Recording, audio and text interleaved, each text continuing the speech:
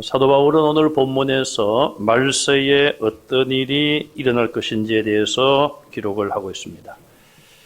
그리고 본문 중간쯤에 진리를 거역하는 자들에 대해서 말씀을 하고 있습니다. 구약에도 보면은 이 말세란 말이 나옵니다. 이사야서 2장 2절에 보면은 말일, 마지막 날에, 말세나 같은 뜻이겠죠. 미가서 4장 1절에 끝날에, 호세아 3장 5절에도 마지막 날에는, 그리고 아모스 8장 11절에는 마지막 날을 뜻하는 보라 날이 이를지라, 그렇게 말씀하고 있어요. 사도행전 2장 17절에도 보면은 말세란 말이 나오는데, 요엘서 2장 28절을 인용하면서 말세라는 의미를 거기다가 넣어서 인용하고 있습니다. 말세라는 그 의미는 크게 두 가지로 구분할 수 있습니다. 넓은 의미에서는 예수님이 이 땅에 처음 인간의 몸으로 오신 시각부터 다시 오실 때까지, 재림하실 때까지의 전체적인 기간을 말세라고 합니다. 어떤 성경 연구하는 자들은 그것이 약 2000년이다. 그렇게 주장을 하기도 하는데, 우리가 2022년에 지금 살고 있죠. 그래서 우리가 주님 오실 날이 언제일지는 모르지만, 넓은 의미에서 우리는 말세에 살고 있으며, 심지어는 이 성경이 기록되었던 초대 교회 당시, 초기 기독교 당시도 말세라고 말할 수 있어요. 좁은 의미로 보면은 예수님 재림하시기 직전, 그것을 마지막 때 말세라고 말할 수가 있습니다. 오늘 본문에 말세에 대해서 말씀을 시작하면서 고통하는 때가 올 것이다. 말세에는 사람들이 고통을 당할 것이다. 그렇게 말하고 있습니다. 여러분, 요즘 고통이 있습니까? 없습니까? 예, 세 사람만 있으시고 나머지는 고통이 하나도 없으신가요? 고통이 없으면 좋겠죠. 우리의 공통적인 고통은 마스크 쓰는 것도 하나의 고통입니다. 어른들도 불편하고, 심지어는 그 교육자들은 그런 말을 하죠. 어린 아이들에게 이 마스크를 씌우면은 뭐 정서적인 거나 언어적인 거나 학습적인 면에서 지장을 줄 수 있다. 그런 이야기를 합니다. 아마도 마스크를 우리가 하고 말하는 걸 듣고 보고 합니다만은, 어린아이들은 보고 배우죠, 그대로. 근데 마스크를 쓰고 이야기를 하면은 입모양을 볼 수 없어요. 귀는 듣지만은 입모양을 볼 수 없기 때문에 말을 배우는데 좀 지장을 줄 수가 있고, 어쨌든 계속 이렇게 마스크를 쓰는 것은 정상이 아니죠. 우리가 정상이 아닌 이런 상황에 우리가 살다 보면은 고통을 느낄 수밖에 없는 것이죠. 제가 영어 성경에 이 고통이란 말을 찾아보았더니 여러 가지로 사용을 하고 있습니다. perilous times, 그 다음에 time of stress. 여러분 아는 단어가 있죠? 타임도 알고 스트레스도 알아요. 이 스트레스를 받는 시간이다, 이 말이에요. 고통이란 말을 그렇게 표현할 수 있어요. 우리가 모든 병의 원인은 스트레스가 많이 작용한다, 그런 말씀을 들었을 거예요. 이 스트레스가 다른 말로 하면 고통이에요. 정신적인 고통, 어떤 마음의 어떤 고통, 감정적인 어떤 그런 고통, 그런 것들이 우리의 정신, 영혼뿐 아니라 육체의 질병도 원인이 될 수 있다는 거예요. 여러분, 가능하면은 스트레스를 받지 않으셔야 돼요. 그러면은 누가 스트레스를 받고 싶은 사람이 누가 있습니까? 살다가 보면은 스트레스를 받는 거죠. 맞는 말씀이에요. 그래도 스트레스를 풀어야 돼. 하나님 앞에 기도를 하시든지 운동을 하시든지 뭐 어떤 취미 활동을 하시면서라도 스트레스를 좀 해소하고 푸는 것이 필요합니다. 어떤 분들은 운전하면서 스트레스를 푼다고 운전을 그냥 막 하시는 분이 있더라고요. 제가 우리 노회 와서 얼마 되지 않았을 때 우리 노회는 고향과 파주가 있으니까 고향에서 모일 때가 많았습니다. 제가 지리를 잘 모르니까 이제 고향에서 모임을 마치고 우리 노회 저보다 훨씬 연세가 많은 목사님이 파주에 계시니까 그분 차를 내가 저 목사님 차를 따라가면은 내가 잘 파주로 갈 수 있겠다.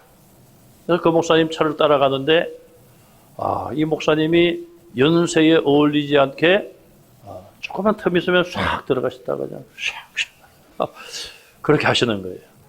전 처음엔 조금 따라 하다가 이러다가 사고 나겠다. 그래서 제가 포기하고 만 적이 있어요. 그 목사님이 한 번은 우리 모임에서 그런 말씀을 하시더라고요. 나는 스트레스를 뭘로 푸는지 아느냐고. 제가 이렇게 입에 여기까지 말이 올라오는데 참았어요. 저는 이미 알잖아요. 그랬더니 이분이 나는 운전하면서 스트레스를 푼다고. 그래서 속으로 저는 이미 알고 있습니다. 여러분, 그거는 좋은 방법이 아닙니다. 어쨌든 또 하드 타임으로 번역을 하게 돼요. 하드 타임. 굉장히 힘든 시간. 자, 그래서 어떻게 보면은 현대인들이 모두가 다 이 고통의 시간 속에 살고 있다. 지금 우리는 이 코로나19라고 하는 공동의 어떤 고통 속에 아직도 있는 것이 사실입니다.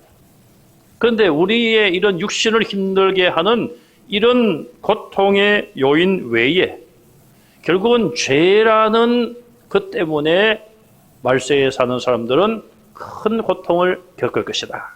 그렇게 오늘 본문은 말씀해요. 자, 2절 이하에 보시면은 죄가 몇 가지가 나오는가 하면은 19가지가 나옵니다.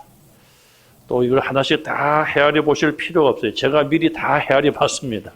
19가지가 나오는데 이 19가지 너무 많잖아요.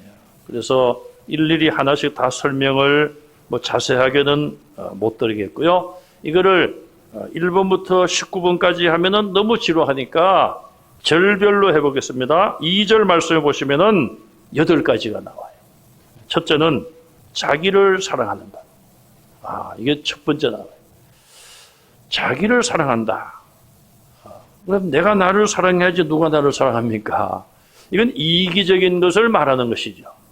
물론 하나님이 우리 몸도 주셨고 우리 소유물도 주셔서 우리에게 주신 것을 우리가 아끼고 사랑해야 돼요. 그런데 이거는 그런 사랑이 아니라 이기적인 것을 말해요. 하나님도 사랑하지 아니하고 이웃도 사랑하지 아니하고 자기를 제일로 여기며 사랑하는 것. 자기를 사랑하는 것의 반대를 우리는 영적으로 보면 하나님을 사랑하는 것이라고 말할 수 있어요. 그게 반대되는 개념이 아닌 것 같지만은 하나님 보실 때는 반대되는 의미가 자기를 사랑하는 것의 반대는 하나님을 사랑하는 것이에요. 또 반대로 하나님을 사랑하는 것의 반대는 자기 자신을 사랑하는 것입니다. 두 번째는 돈을 사랑하는 것이다 그랬어요. 글쎄요, 사람들 가운데 돈을 싫어하는 사람이 있을까? 그런데 돈을 싫어하지 않는 것과 돈을 사랑한다는 의미는 차이가 있습니다. 디모데전서 6장 10절에 보시면은 돈을 사랑하는 것이 뭐의 뿌리라고요? 일만 악의 뿌리라. 여기는 19가지 지금 죄와 악을 오늘 본문은 말하고 있지만은 디모데전서 6장 10절은 일만 악이라고 했어요. 1만 가지 악의 뿌리가 돈을 사랑하는 것에서 나온다. 그렇게 지적하고 있어요. 그러니 돈을 사랑하는 것도 인간을 고통스럽게 만드는 것이고 죄의 목록에 들어가는 거예요. 세 번째는 자랑. 이것도 자기 자랑입니다. 다른 말로는 자긍한다. 이거는 말로써 교만해지는 것인데 내용은 공허하고 호언장담한다 그러죠. 실제로는 아무것도 아닌 사람이 말로만 그냥 자기를 내세운다. 사랑은 자랑하지 아니하며 고린도전서 13장 4절에 나오죠. 그러면 자랑하는 것은 결국 사랑하지 않는 것이고 사랑하지 않는 것은 하나님 앞에 죄가 될 수밖에 없는 것이죠. 네 번째는 교만을 말합니다. 하나님 앞에서나 사람들 앞에서 교만한 것은 죄입니다.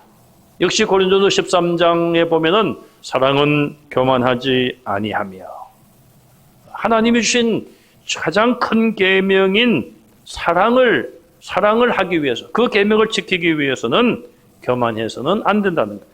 다섯 번째, 비방하며, 옛날 성경에는 회방하며 그랬어요. 이거는 하나님에 대하여 망령되게 말하는 거예요. 하나님에 대하여 잘못된 말을 하는 것이죠. 우리 윤 대통령께서 이번에 해외 순방을 가서 미국 대통령을 만나고 잠깐 이렇게 헤어진 자리에서 무슨 비속어 말을 했다고 해서 지금 일주일째 그냥 대한민국이 난립니다. 자, 어쨌든 우리가 그런 말에는 사실 조심해야 돼요. 그런데 이 말이란 것이 하루아침에 어투라든지 그 사람이 평소에 즐겨 쓰던 말들이 하루아침에 바뀌느냐? 참 바뀌기 어려워요. 어쨌든 비방하는 거, 회방하는 거 죄인데, 디모데전서 1장 3절에 보면은 다른 교훈이라고 그랬어요. 특별히 사람들 사이의 말도 우리가 조심해야 되지만은 다른 교훈, 하나님의 말씀이 아닌 다른 교훈을 가르치고 말하는 것, 특별히 이단들을 말할 수 있겠죠. 여섯 번째는 부모를 거역하며 그랬습니다. 제5계명을 어기는 것이죠.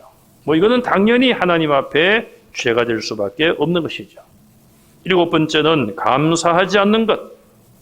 이것도 하나님 보실 때에 죄가 됩니다. 자, 부모님의 은혜에 대해서 감사하지 않는다? 배은망덕하다, 그런 말을 해요. 부모님의 그 사랑과 은혜에 대해서 우리는 감사해야 되죠. 또 하나님의 은혜에 대해서는 말할 것도 없죠. 어쨌든 하나님에 대해서나 또 다른 사람에 대해서 우리가 받은 그 은혜와 사랑에 대해서는 감사해야 될 텐데 감사하지 않는 세대가 되어가고 있다는 것이죠. 범사에 감사할 것을 성경은 우리에게 명령하고 있습니다. 자, 마지막 여덟 번째로 거룩하지 않는 것, 이것도 죄의 목록에 포함을 시키고 있어요. 앞서 5번의 비방, 회방과도 연관이 있습니다. 말로 우리가 잘못된 말을 하는 것은 우리 스스로의 인격과 신앙을 욕되게 더럽히는 것이다. 그래서 거룩하지 않은 것도 죄가 됩니다. 자, 이제 8가지가 지나갔으니까 11개가 남아 있습니다. 3절에 보시면은 6가지를 말하고 있습니다. 첫째는 무정한 것. 이거는 자연적인 애정조차 없는 것을 의미합니다. 아버지와 아들 사이의 사랑, 부부간의 사랑, 형제간의, 또 이웃과의 관계, 인류의 어떤 사랑, 이런 것이 없는 것을 무정하다고 말합니다. 두 번째, 원통함을 풀지 않는 것. 마음에 그냥 이렇게 원한을 품고 절대로 이 원한을 풀지 않는 사람, 이웃과 화해를 거부하는 것, 이것도 하나님 앞에 죄입니다. 우리는 원통함을 풀어야 돼요. 세 번째, 모함하는 것, 참소하는 것으로 옛날 성경은 말씀하고 있어요. 이게 마귀의 주특기, 마귀가 제일 잘하는 것 중에 한 가지가 바로 참소, 모함하는 것입니다. 그래서 사탄과 마귀라는 그 이름의 뜻은 참소자라는 뜻을 가지고 있어요. 모함하는 자, 그런 의미가 바로 마귀와 사탄의 이름의 뜻입니다. 에덴 동산에서부터 모함을 했습니다. 하나님이 모든 것을 먹지 말라고 하더냐? 하나님이 다 먹으라고 하고 한 가지 선악을 알게 하는 나무 열매는 따먹지 말라고 금지했는데 이 사탄은 그것을 알면서도 교묘하게 그렇게 질문을 합니다. 그러면서 그걸 먹으면은 너희들도 하나님처럼 되니까 하나님이 먹지 말라고 한 것이다. 그렇게 이건 하나님을 모함하는 것이죠. 자, 그래서 사탄과 마귀는 남을 거짓으로 비방하고 고발을 할 때도 거짓으로 하는 거예요. 거짓 증거하지 말라, 남을 해하려고. 그것이 십계명 중에 들어있지 않습니까? 네 번째는 절제하지 못하는 것, 자기 감정, 자기 욕정, 욕망 이런 것들을 다스리지 못하고 자제하지 못하는 것도 죄입니다. 왜? 그것에서부터 사실은 죄가 시작된다고 볼 수 있죠. 사랑은 오래 참고 모든 것을 참으며, 그렇게 성경은 우리에게 말씀하고 있어요. 다섯 번째, 사나운 것도 죄에 들어갑니다. 이 사납다는 말은 잔인하고 포악하고 야만성을 가지고 있는 거예요. 신방을 가보면요, 뭐 우리 성도님들의 가정은 그런 경우가 별로 없어요. 집에서 키우는 개가 그냥 달라들어서 물어 뜯을 것처럼 막 그냥 사납게 지내되는 경우들이 있는데, 그런 가정에서는 예배를 드려도 이 개가 또 같이 찬송을 하는 건지 몰라도 계속 짖어요. 그러면은 이게 뭐 찬송을 그냥 2절 부르다가 그냥 다른 절을 부르게 되고 정신이 하나도 없어요. 그럴 때는 좀 이 개를 어떻게 옆집에 맡기든지 하면은 좋을 것 같아요. 어쨌든 비유로 제가 말씀드린 개가 막 그렇게 사납게 막 덤비고 막 짖고 하면은 별로 기분이 안 좋죠. 그런데 사람이 사람에 대하여서 그렇게 사납게 하면은 하나님이 기뻐하시겠습니까? 여섯 번째, 선한 것을 좋아하지 않는 것 그랬어요. 자, 우리는 참 이 말씀을 깊이 생각해야 돼요. 선한 것을 좋아하지 않는 것도 죄다. 내가 뭐 특별히 악을 행한 것도 아닌데 그냥 선을 좋아하지 않는 것, 이게 왜 죄가 되느냐? 그래서 성경은 우리에게 적극적으로 선하게 살 것을 요청하고 있습니다. 하나님의 자녀라면 적극적으로 선을 행해야 돼요. 강도를 만나가지고 길에서 반죽음의 상태로 쓰러져 있습니다. 많은 사람들이 자기 생명이 위태로울까봐 도망을 칩니다. 그것이 죄냐? 오늘 이 말씀을 보면 죄가 되는 것이죠. 진정한 이웃이 누구냐? 예수님이 비유로 말씀하신 거 아니에요? 진정한 이웃이 못되고 이웃을 사랑하지 않았기 때문에 죄가 되는 것이죠. 그래서 우리는 적극적으로 선을 행해야 돼요. 가인이 아벨 자기 동생을 쳐 죽였습니다. 하나님께서 그에게 말씀하시기를 선을 행하지 아니하면 죄가 문 앞에 엎드려 있느니라. 이게 무슨 이야기입니까? 그냥 뭐 적극적으로 선을 행하지 않는다고 그게 뭐가 죄냐? 그렇게 소극적으로 있다가 보면은 죄가 문 앞에 엎드려 있다. 죄를 지을 가능성이 크다는 거예요. 우리가 빛을 향하여 가까이 가야지만 빛 가운데 거하는 것이지, 멀찌감치 적극적으로 빛에게 가까이 가지 아니하면 어두움에 빠질 수밖에 없다는 것이죠. 그래서 하나님께서는 가인에게 죄가 너를 원한다.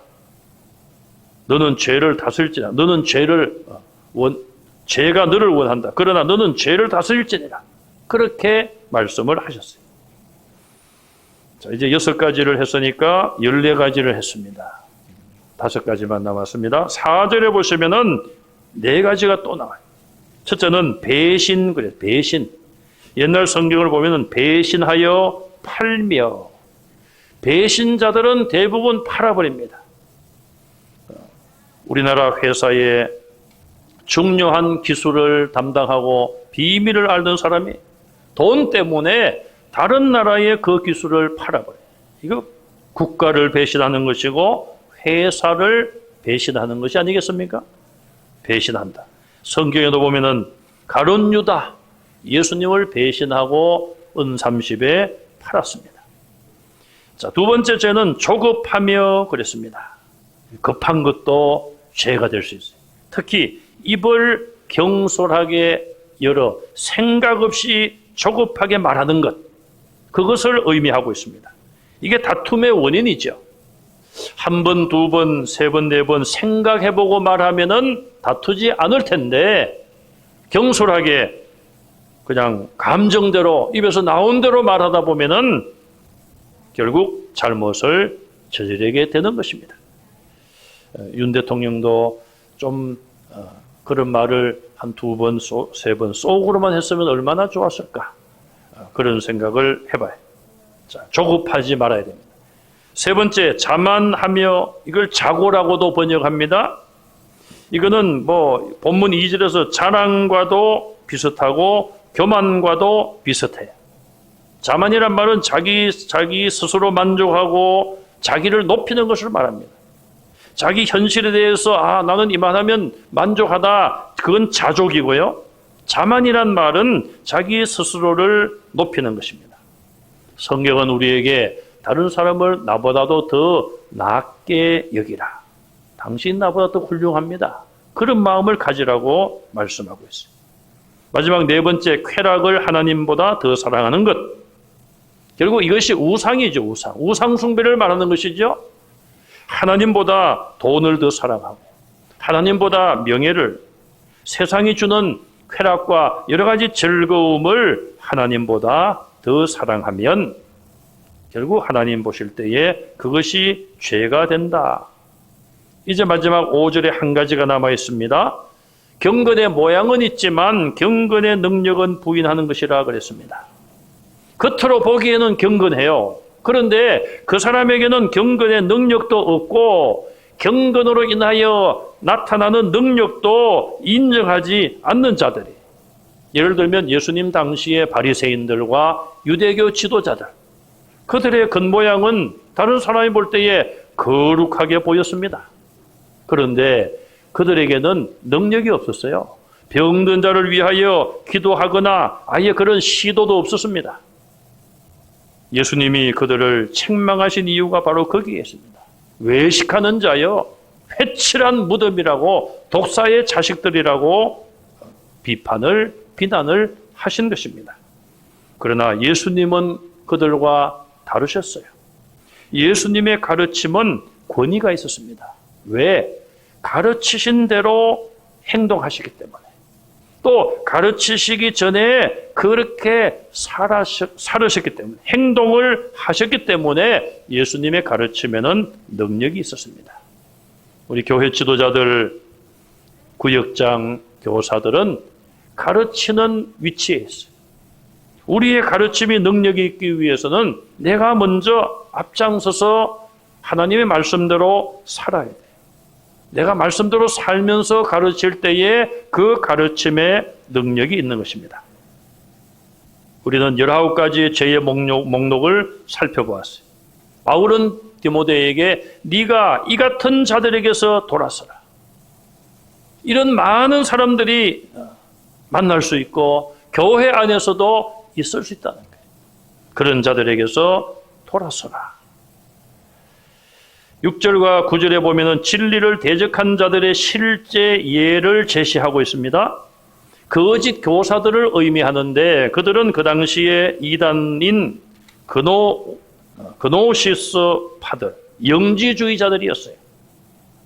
그들은 남의 집에 가서 어리석은 여자를 유혹하여 성적인 방종에 빠지게 만듭니다.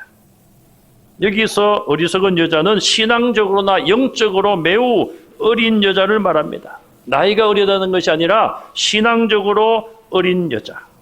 그렇게 되면 그 여자는 죄를 중히 지고 죄짐을 지고 여러 가지 욕심에 끌려다니며 살게 된다. 그렇게 말하고 있어요. 아무리 새로운 지식을 배워도, 요즘으로 말하면은 이단에 빠져서 아무리 성경 공부를 하고 그런 공부를 많이 해도 배우면 배울수록 더 잘못된 길, 비진리에 빠지게 된다. 7절에 보면은 진리의 지식에 이르지 못한다 말씀하고 있습니다. 그러면서 본문 8절에 구약의 예를 들었는데 구약의 모세를 대적한 얀네와 얌브레를 말합니다.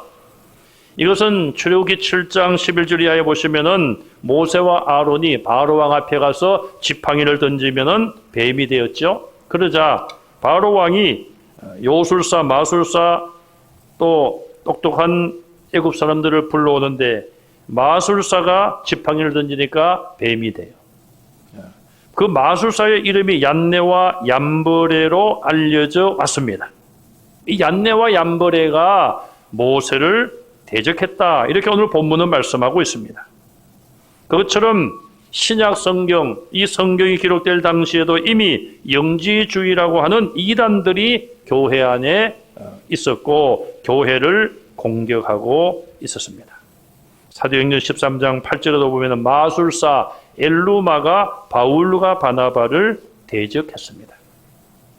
그들을 향하여 본문 8절은 마음이 부패했고 믿음에 관하여 버림받은 자라 그랬어요.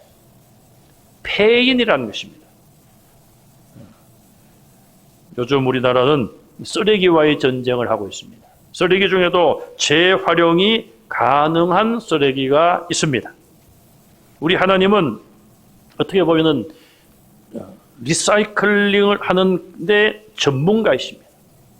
변화시키고 쓸모없는 사람을 쓸모있도록 바꾸시는데 참 우리 하나님, 우리 예수님은 그 일을 가장 잘 하시는 분 아니겠습니까? 그런 비유가 있지 않습니까? 요즘은 뭐 찾아볼 수 없습니다만은 옛날에는 요강이 있죠. 겨울철에 꼭 필요한 거. 노수로 만든 요강, 그것도 용광로에 들어갔다가 나오면은 밥버릇이 될 수도 있고, 국그릇이 될 수도 있고. 그 누가 압니까? 요강으로 있었던 걸 바꿨는지. 또 요강으로 가지고 그릇을 만들었다고 한들 더럽다고 할 수 있습니까? 그런데 여기 8절에 나오는 믿음에 관하여 버림받았다. 이 말은 다시는 돌이킬 수 없는 그런 자리에 처한 것을 말하고 있습니다.